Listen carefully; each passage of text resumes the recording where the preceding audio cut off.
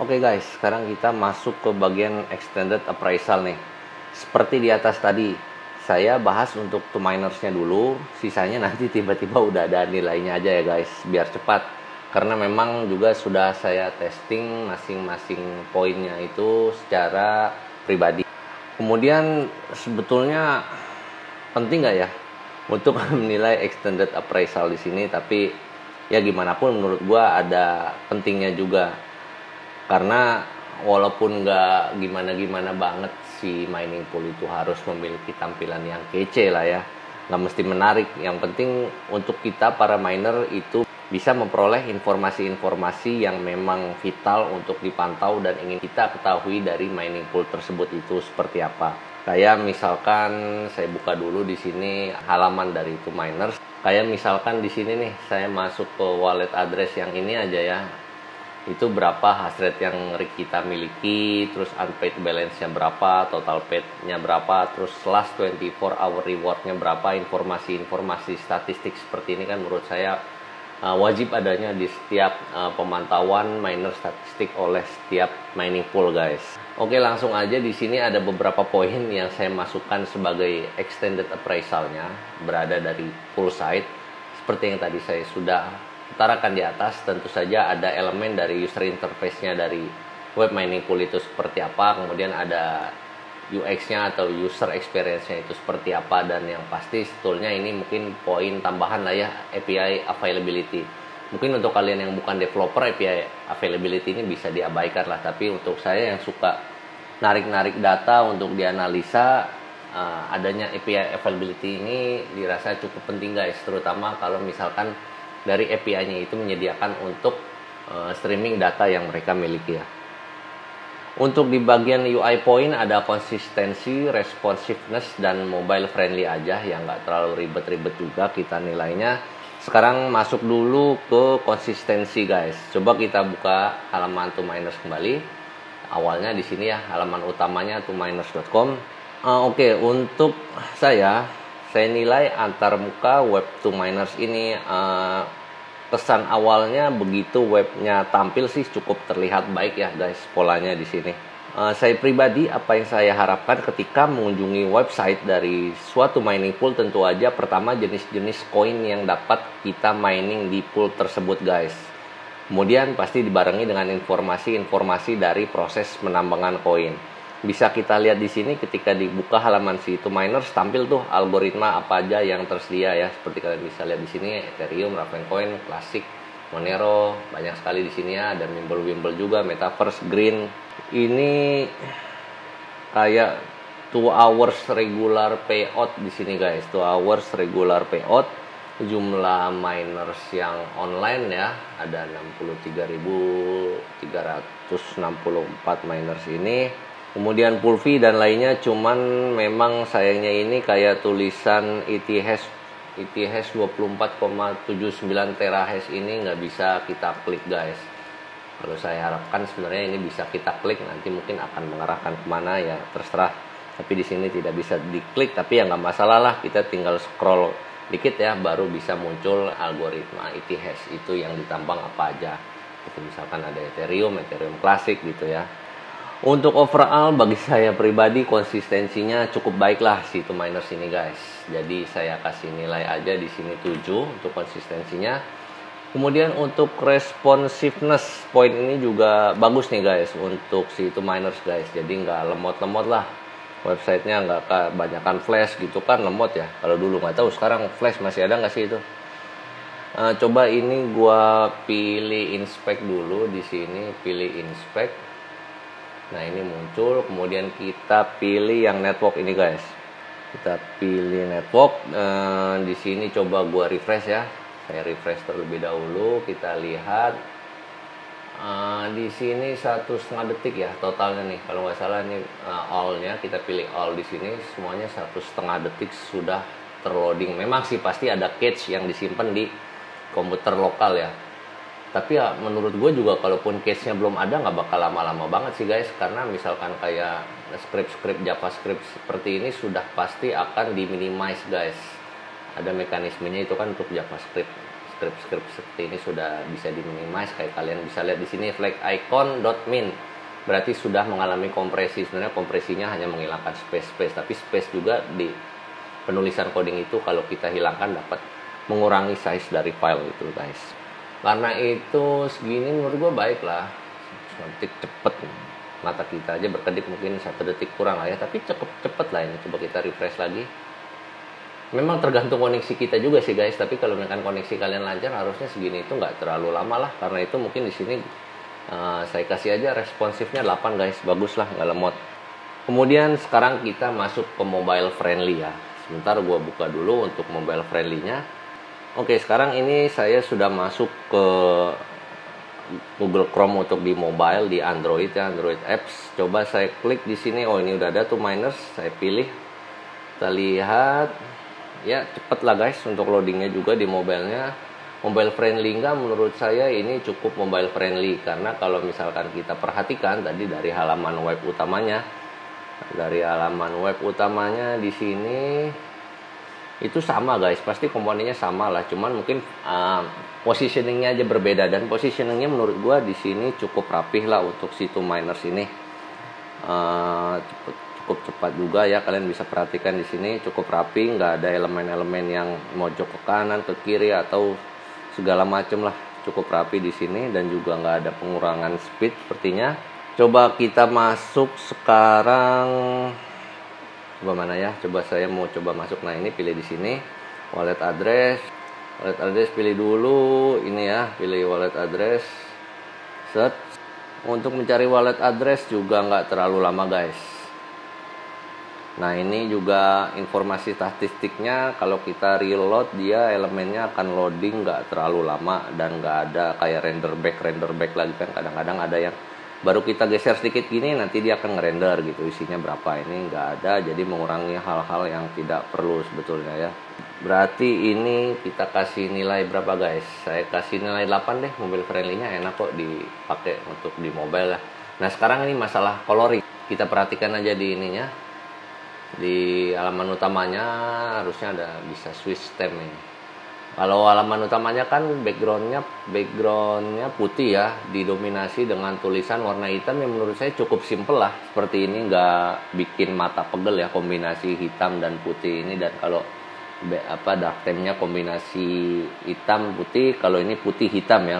Yang untuk coloring bagus lah, guys. Jadi saya kasih nilai 7,5 aja. Karena saya nggak melihat yang wah-wah banget, cukup sederhana tapi enak dipandang lah, 7,5.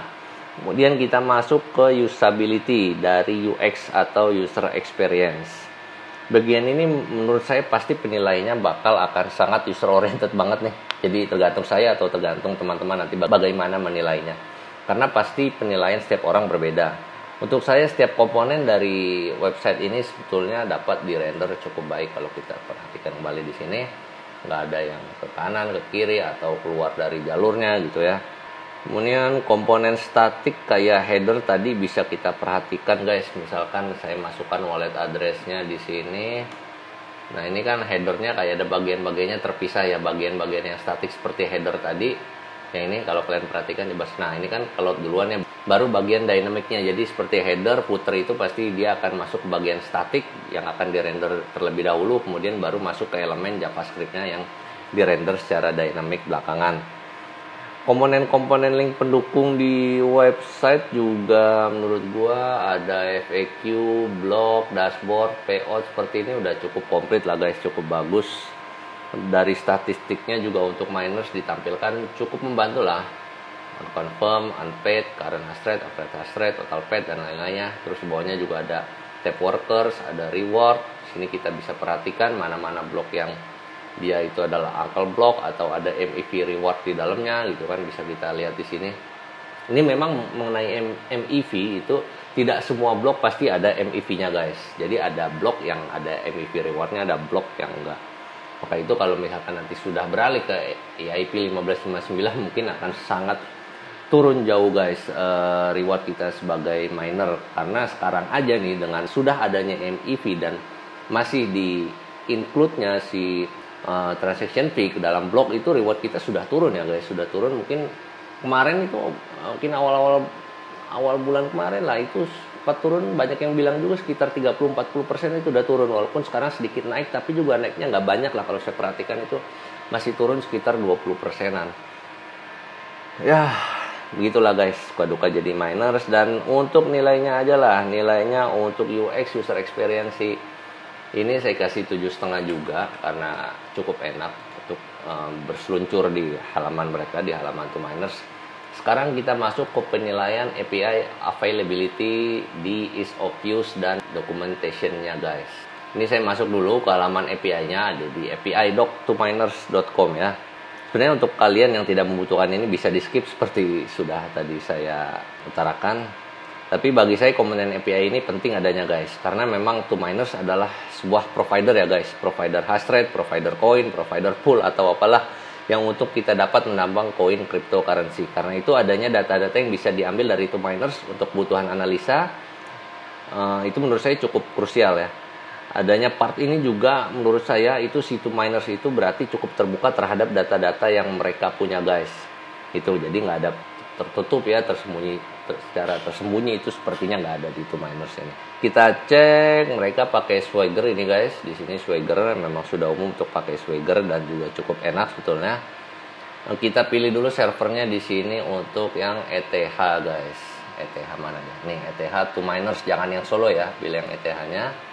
Kemudian saya cukup mendapatkan ini sebetulnya informasi yang mau saya peroleh itu kan seperti current hash rate kita, di mana current hash rate adalah real hash rate yang dibaca oleh server ya guys. Itu yang paling penting dibandingkan hash rate yang dibaca oleh mining software kita. Di sini itu informasinya ada di bagian account guys. Di sini saya bisa aja langsung masukin. Misalkan kita mencoba nih, ada di sebelah kanan ini ada di tulisan try it out. Kita klik. Nah ini kita tinggal masukin tadi alamat walletnya. Ini kita klik execute. Nanti dia akan ada proses untuk mengambil data dari wallet yang bersangkutan ini.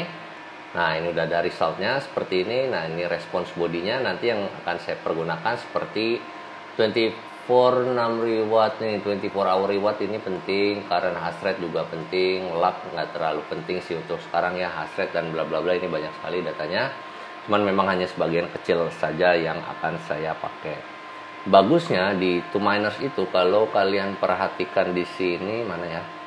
Nah, ini di sini sudah ada statistik ingestion guys. Yang mana kalau kita klik ini sebetulnya sepertinya dia akan mengeksekusi API ini ya.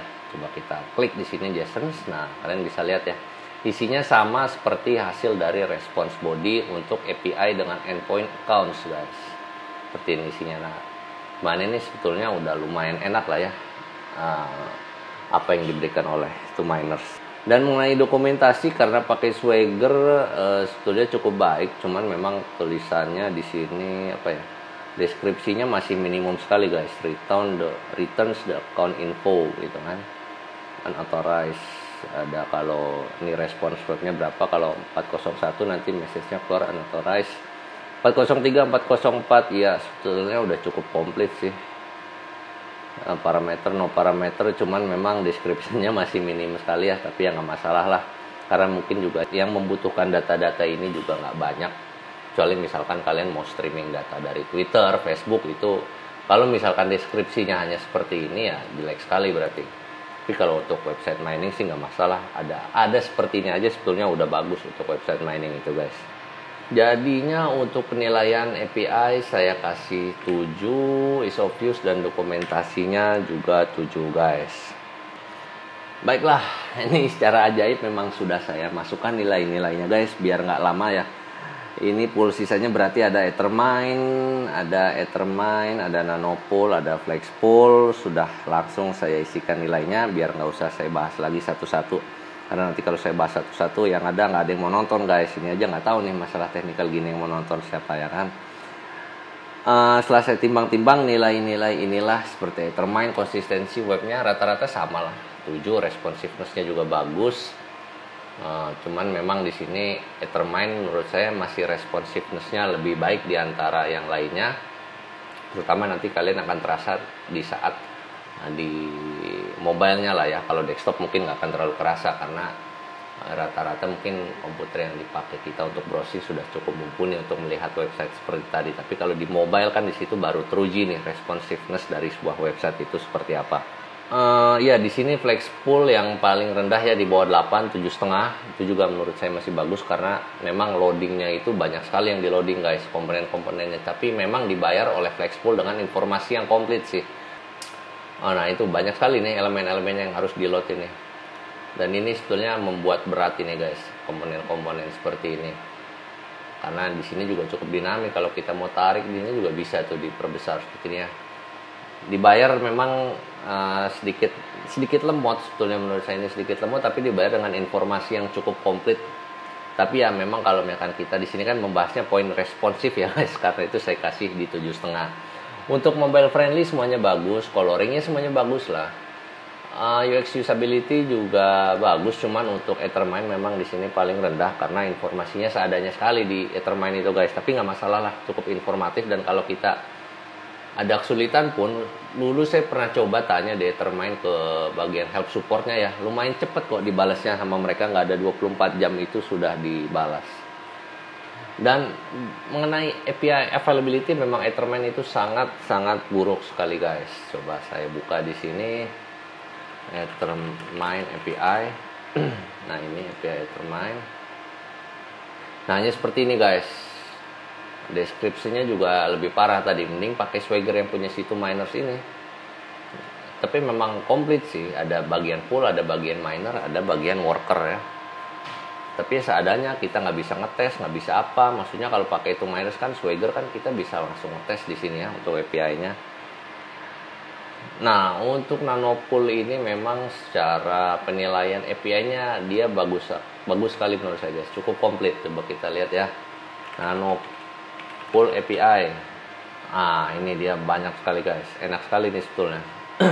Ada minernya juga banyak banget kombinasinya, ada network ya, bisa lihat di sini fresh block time, block start, block semuanya terpisah-pisah oleh Nanopool yang menurut saya ini cukup detail. Jadi akhirnya ada other juga, isinya kalkulator dan price, pool, user setting, worker. Ini menurut saya bagus guys, bagus sekali. Dan deskripsinya sebetulnya masih sama seperti yang lainnya seadanya. Ini malah lebih parah, deskripsinya cuman miner account, worker ID, period hours, gitu-gitu aja, nggak ada deskripsi bla bla bla seperti itu. Tapi menurut saya cukup enak lainnya.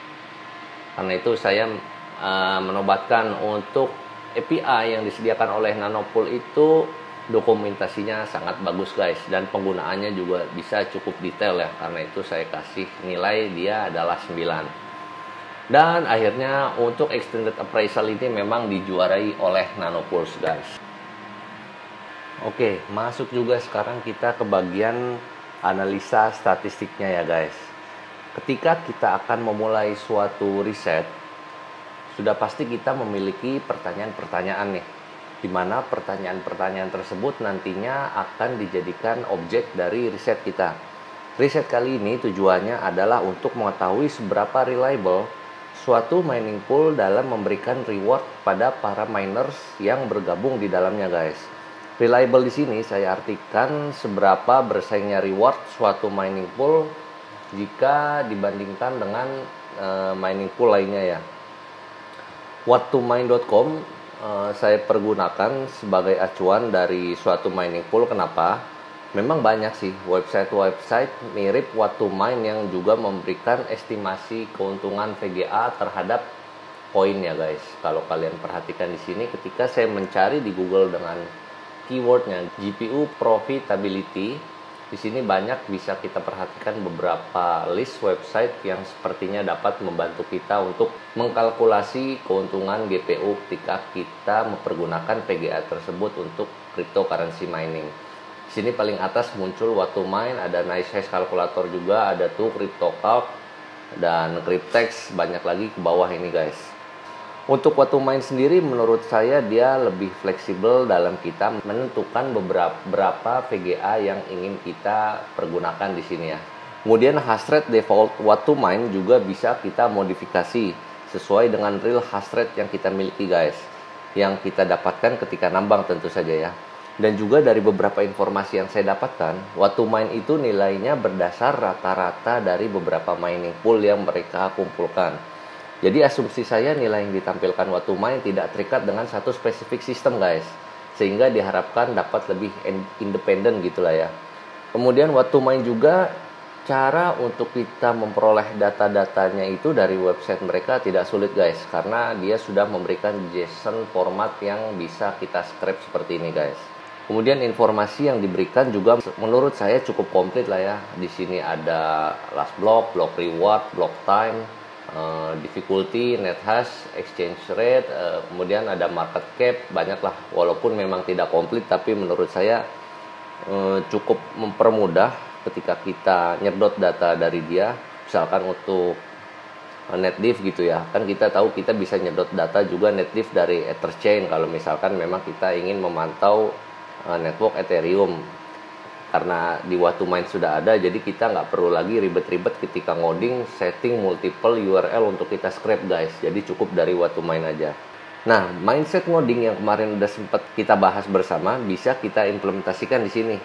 Karena kita juga harus bisa melihat gambaran besar dari riset kita ini mau kemana guys. Apa yang coba kita selesaikan dengan adanya riset ini, disitulah nanti kita bisa kembangkan pertanyaan-pertanyaan yang nantinya pasti akan dapat membantu kita dalam memecahkan gambaran besar dari riset yang kita akan lakukan guys. Dalam menentukan riset question ini juga saya seringkali nulis ngalor ngidul dulu guys. Habis itu saya baca lagi pelan-pelan dan saya simpulkan. Karena biasanya kalau baru draft question itu pikiran kita masih liar ya. Mau jawab ini, mau jawab itu, tapi malah nanti jatuh-jatuhnya akhir-akhirnya akan membuat kita ribet sendiri. Riset ini memang masih dalam tahapan awal guys. Karena itu banyak nilai-nilai di dalamnya yang masih unknown aslinya ya, masih belum diketahui. Masih banyak yang bersifat estimasi di sini. Dan karena itu berikut daftar riset question yang saya kira bisa sebagai sarapan untuk kesempatan awal ini. Ada 4 riset question utama yang akan kita coba jawab bersama ya. Pertama adalah how choppy the graph of miner hash rate read by mining pool. Kemudian ada miner rewards provided by mining pool. Yang kedua ada how far rewards difference between mining pool and whatomine.com. Di sini ada beberapa poin lagi. Untuk poin 2, real reward that we receive compared to mining pool estimated reward versus Watu-Mine estimated rewards. Poin keduanya, does hypothetically pool rewards is better than Watu-Mine? If yes, then cross check with manual receive. If still better from pool, then the pool is good. Dan if no, then cross check with manual receive. If better from pool, then the pool is good. Poin yang ketiga adalah how net hash difficulty affect miner and mining pool. Is there any correlation between those variable, miner hash rate, miner reward, and net difficulty of course. Dan poin yang keempat adalah is there any immediate impact if our mining rig was disconnected from mining pool. 4 research question itu yang akan kita coba bahas di sini guys. Pada poin 1 ini, tentu saja di poin pertama ini kita harus mengenali gimana sih bentuk data kita. Anggaplah karena kita ingin memegang data yang ada ya guys. Kalau kita nggak bisa lihat sesuatu hal, atau misal kita ingin memegang suatu benda, tapi kalau benda itu nggak punya bentuk, ya gimana kita mau pegang itu kan guys. Nah karena itu melakukan plotting terhadap data menjadi batu pijakan pertama yang cukup penting dari tahapan data science itu sendiri guys. Di sini memang karena masih dalam tahapan awal riset, karena itu gue pingin kita memulai dengan hal yang paling sederhana dulu.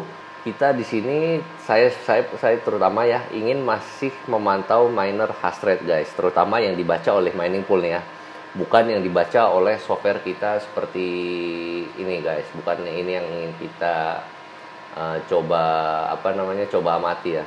Karena yang memang yang dibaca server itulah yang jadi duit guys. Dan lagi hash rate yang dibaca oleh server sudah pasti terdapat noise di dalamnya guys.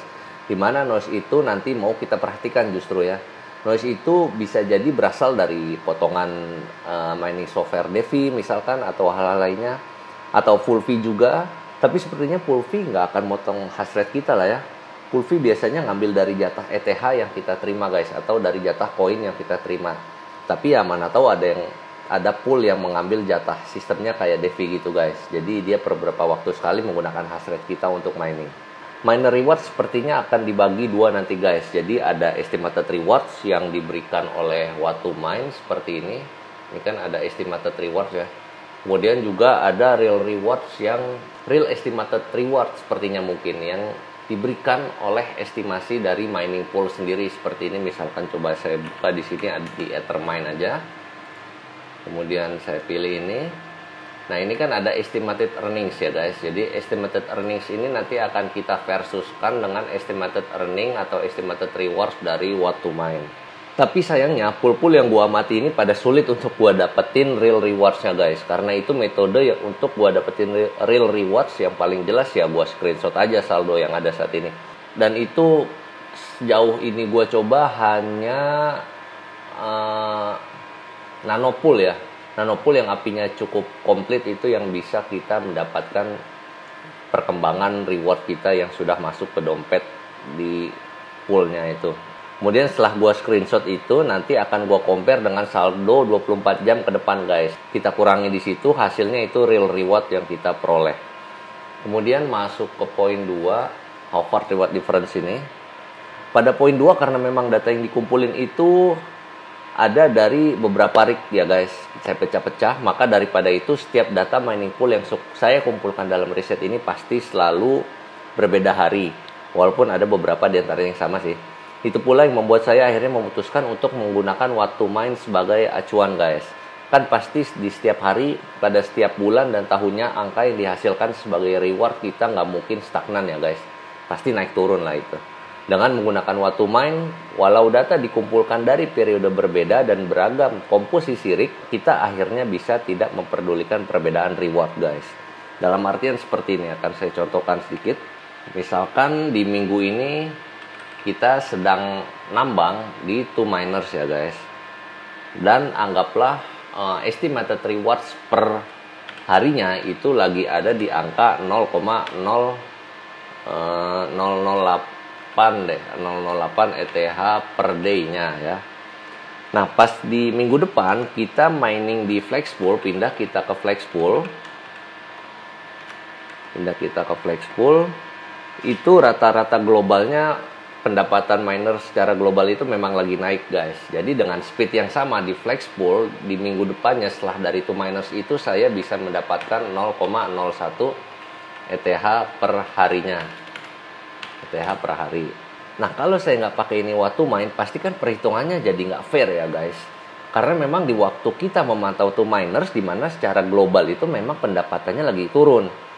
Dan pas di Flexpool lagi naik. Dengan dibarengi juga dengan mengambil data reward dari what to mine, kita jadi kayak punya panduan guys. Oke, misal pas tanggal 1 di 2 miners itu reward di what to mine dituliskan 0,0081 guys ya. Ini reward what to mine yang dituliskan. WTM, saya tuliskan saja seperti ini. WTM reward ya, what to mine-nya estimated reward-nya itu ada di 0,001. Nah, kemudian yang dari 2 miners secara real ternyata kita dapatkan 0,0085. Ini real reward ya guys, bukan estimated earnings yang seperti ini, bukan, tapi real rewards yang tadi saya sudah kasih tahu cara mendapatkannya dengan screenshot tadi, dengan foto yang saya bandingkan. Misalkan kita baru bisa menghitung pendapatan tanggal 1 itu di tanggal 2. Jadi di tanggal 2 saya kurangin saldo akhir, di tanggal 2 saya kurangin dengan saldo mulainya di tanggal 1. Nanti kita akan mendapatkan real reward-nya. Nah, real reward-nya itu misalkan 0,0085 dan estimated dari what to mine reward adalah 0,0081. Kemudian pas minggu depannya, pas kita pindahkan ke Flexpool, reward what to mine-nya itu dituliskan 0,001 karena memang tadi secara global lagi naik ya guys. Tetapi realnya yang kita dapatkan rupanya setelah saya pantau dengan saya mengurangi nilai dari hari setelahnya, dikurangi saldo akhir di hari setelahnya, dikurangi dengan saldo awal di hari kita mulai menghitung. Berarti kalau tanggal 11 kita hitungnya di tanggal 12 ya, saldo akhir di tanggal 12 kita kurangi dengan saldo awal di tanggal 11 ya. Realnya berarti kita memperoleh di situ misalkan 0,0098 guys. Jelas nggak nih?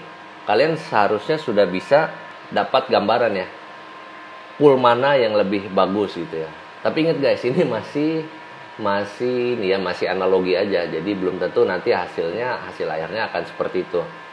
Ya kan di sini kalau misalkan saya pribadi saya ngelihatnya tentu saja yang lebih bagus adalah to miners guys. Karena kenapa? Dari what to mine predictednya itu 0,0081, sedangkan pool real reward dari poolnya adalah 0,0085. Sedangkan di what to mine-nya diprediksinya 0,001, tapi rupanya sorry ini 0,01, tapi rupanya real rewardnya hanya 0,009 ya, terpaut 0,0002 poin.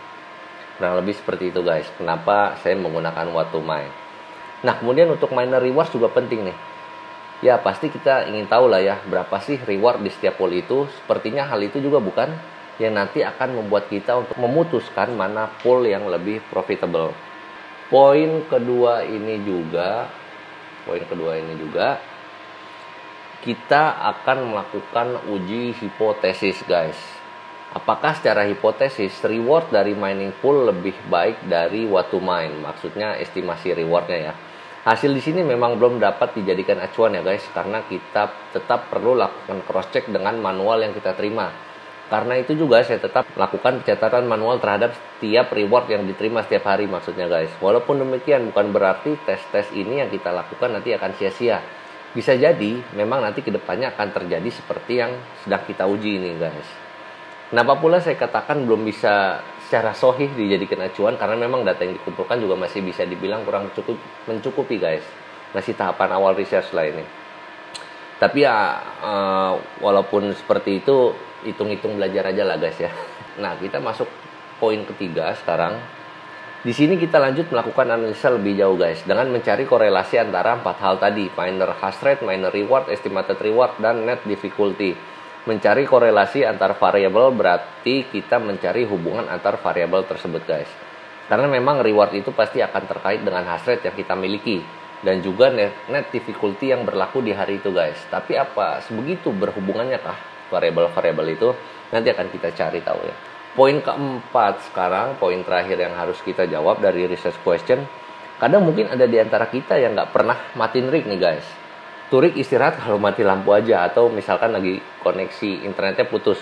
Tapi saya pribadi suka matiin rig per 5-6 hari sekali lah saya matiin, juga barang nggak lama, mungkin sekitar 30 menitan. Setelah kita pelajari korelasi di poin ketiga, kira-kira seberapa sih impact yang kita dapat kalau kita matiin rig guys? Karena kita tahu beda PPLNS dan PPS Pulse atau PPS Plus atau lainnya lah. Pasti ada pengaruhnya nih di sini. Kalau misalkan korelasi di poin 3 terlalu kuat, berarti semisal kita matiin barang berapa menit aja, itu pasti nanti pengaruh reward per harinya bisa jadi akan turun drastis guys. Ya nanti kita akan cari tahu ya. Oke, mungkin itu beberapa research question yang akan kita bahas kali ini. Simple-simple aja dulu. Secara data juga belum banyak nih, jadi pasti masih banyak noise-noise yang belum tertangkap. Nggak bagus juga kalau hasil di sini langsung dijadikan hasil final guys.